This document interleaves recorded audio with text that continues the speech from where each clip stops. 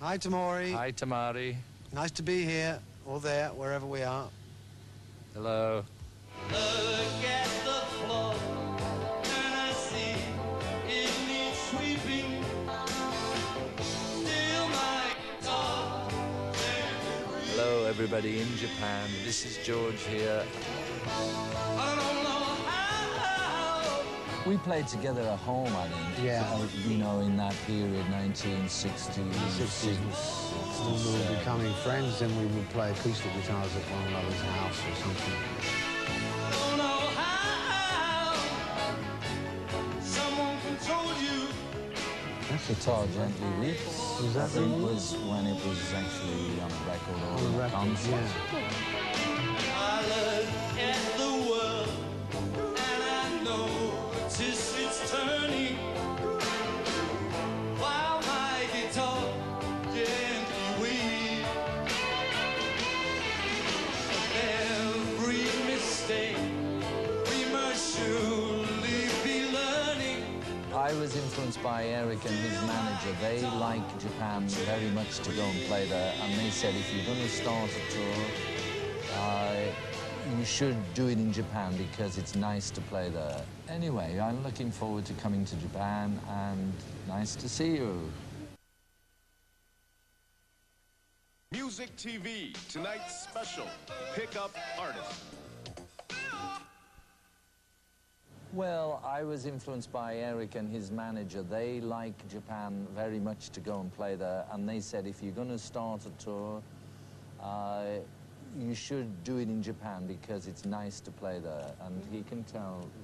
Well, when we decided that we were definitely going to do this, that we were going to make a tour, the simplest way of looking at it is just where do we want to go? Where should we go to have fun and have a good time? Japan. It's the first answer. Still my guitar gently weeps.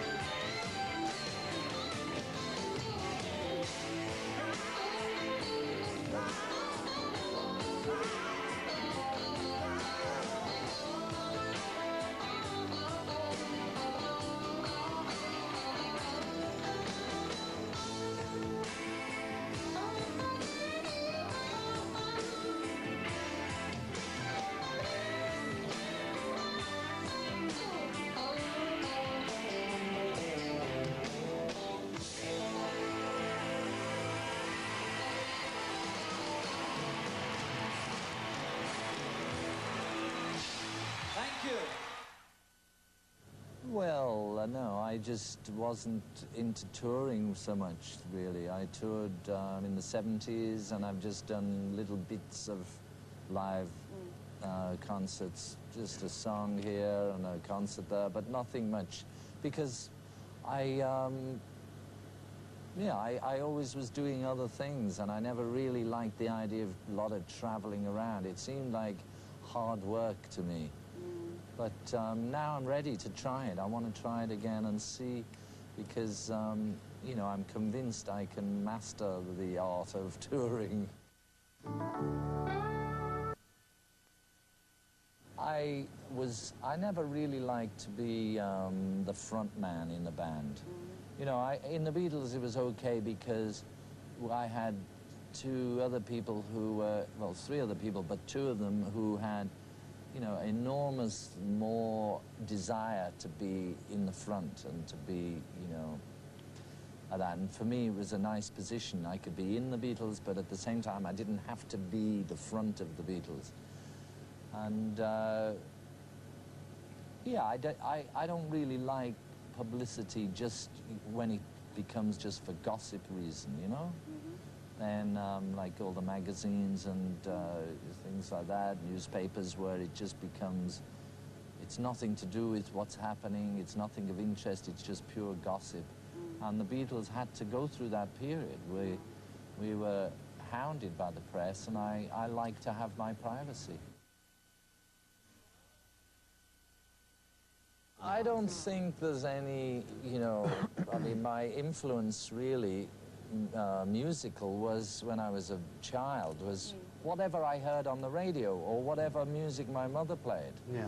I heard old music from the 20s, 30s, you know, like that kind of music, like with big bands or kind of what they would call kind of jazz now, like Cab Calloway and people like that. Then when I was in the 60s, I listened to Indian music, and I'd never heard it in my life before, and yet to me that music seemed so friendly, like something I knew. You know, my intellect didn't know, but deep inside me, it knew, like, you know, I think music it all comes basically from sound, and the sound vibrations touch you in very, very deep, secret places. I never stopped, really. I mean, when I did Cloud 9, I just went straight on into doing Wilburys. It's still solo, even though there's 4 people. Like now, this tour, I'm solo, but I have 10 people in the band. And the Wilburys was 4 people who are all solo. But I know what you mean. Just a George Harrison album I will do maybe end of next year, make a new one. But for now, we're just going to try and enjoy being in this band, because this is a very great opportunity. It's not everybody who can be in Eric Clapton's band. And so for me, it's a great, it's a big thrill, really. I think it's fascinating. I mean, when the first time I went, they sat very still and they made no sound until the end of the song. And then all together, as if someone had a conductor, they went and then stopped. This was like 20 or 30 years ago, and now it's just, now it's going crazy, you know, and they're much more spontaneous. And yet at the same time, they still have a very serious attitude towards music and the arts and everything in life. I think they really appreciate good things, you know, and it's not to do with fashion or what everyone else likes. They have an understanding, a deep understanding of things. So that's why I love Japan. They were beginning, it was funny for me because when I started to play the guitar, I was very intensely interested in only black music. And I almost became prejudiced, and I thought that white people couldn't play. Simple as that. So when the Beatles started to get very big, I was I was a bit resentful about it. I thought, these people can't really be any good. So when I first met George, I was very interested to see if he could play, and it was great to find out that he could. But see, at that point, I was already so dedicated to what I believed was my path in playing the guitar, that I had a kind of built security. I wasn't nervous. I felt that we were already on an even keel, you know. I was going we were on different paths going the same way. Go home for Christmas, New Year, and then see. I'll just be so happy to have done my first tour for years that, I don't know, I'll just be home being very happy.